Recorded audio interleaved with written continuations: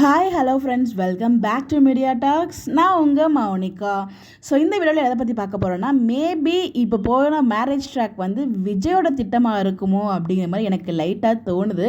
இது 100% இது விஜயோட திட்டம் நான் சொல்ல வரல, மேபி இருக்குமோ அப்படின்ற மாதிரி நான் கெஸ் பண்ணியிருக்கேன். எதை வச்சு சொல்கிறேன் அப்படின்னு இந்த வீடியோ ஃபுல்லாக பார்க்கும்போது உங்களுக்கு கிளியராக புரியும். என்ன அப்படின்னு பார்த்தீங்கன்னா, ஸோ கண்டிப்பாக நம்ம விஜய் வந்து பார்த்திங்கன்னா வினிலாவை மேரேஜ் பண்ண மாட்டார். என்ன தான் வந்து மேரேஜ் ட்ராக் யார் அரேஞ்ச் பண்ணாலும், விஜய் அரேஞ்ச் பண்ணாலும் சரி, அவங்க அரேஞ்ச் பண்ணாலும் கண்டிப்பாக விஜய் வெண்ணிலா மேரேஜ் நடக்காதங்க. ஸோ விஜய்க்கு எப்பவுமே காவேரிக்கு எப்பவுமே விஜய், அதில் எந்த ஒரு மாற்று கருத்துமே இல்லை. டீம் அதில் எதையுமே மாற்ற மாட்டாங்க. ஸோ அதனால் ஃபேன்ஸ் யாரும் பயப்பட வேண்டாம். இது இருந்தாலும் கண்டிப்பாக நான் மென்ஷன் பண்ணணும்னு நினச்சேன்.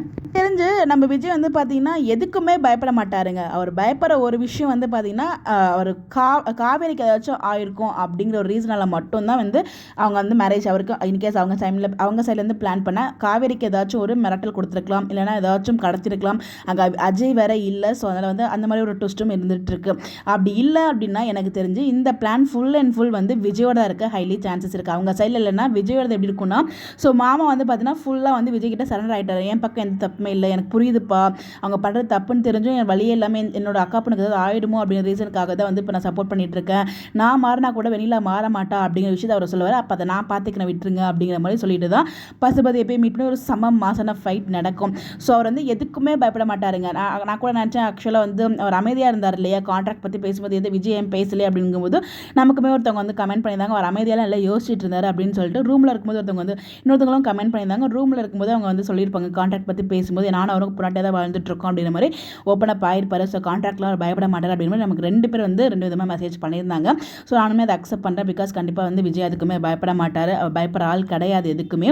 அது கான்ட்ராக்ட் மேரேஜ் இவங்க சொன்னதாங்க அது கான்ட்ராக்ட்னு தெரியும். இவங்க கிட்ட யார்கிட்டயுமே அது கான்ட்ராக்ட்னு சொல்கிறதுக்கு ப்ரூஃபே கிடையாது.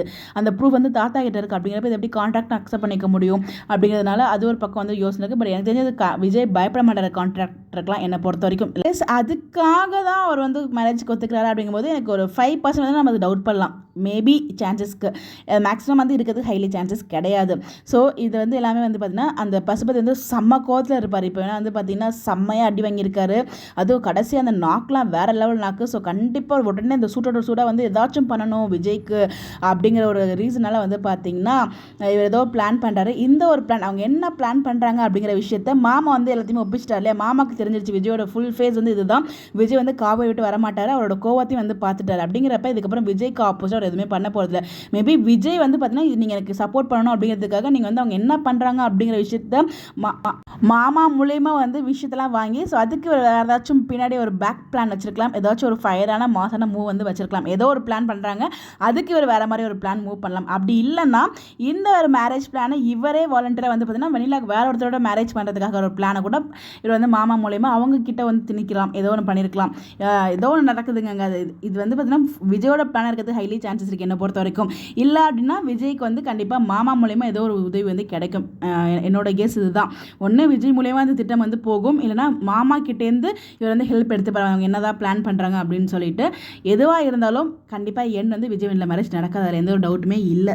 என்னமோ இதில் உள்ளுக்குள்ளே வந்து என்னோட பர்சனல் ப்ரெடிக்ஷன் வந்து பார்த்தீங்கன்னா கண்டிப்பாக இந்த இடத்துல விஜயோட ஒரு ஆட்டம் இருக்கும் அப்படிங்கிற மாதிரி தான் எனக்கு தோணுது. பர்சனலாக இருக்கும் அப்படின்னா என்னோட உள் மனசில் ஒன்று இருக்குல்லையே அதை சொல்லிட்டே இருக்குது. பாப்பா என்ன நடக்குது அப்படின்னு சொல்லிட்டு. உங்களுடைய கருத்துக்கள் உங்களுக்கு ஏதாவது இந்த மாதிரி வேறு ப்ரெடிக்ஷன் இருந்தால் மறக்காமல் கமெண்ட்டில் ஷேர் பண்ணுங்கள். அதை பற்றி நம்ம டிஸ்கஸ் பண்ணோம். இல்லை நான் கமெண்ட்டில் ரிப்ளை பண்ணுவேன். இந்த மாதிரி அப்படியே தெரிஞ்சுக்க நம்மளோட சேனலை ஃபாலோ பண்ணிக்கோங்க. Bye bye.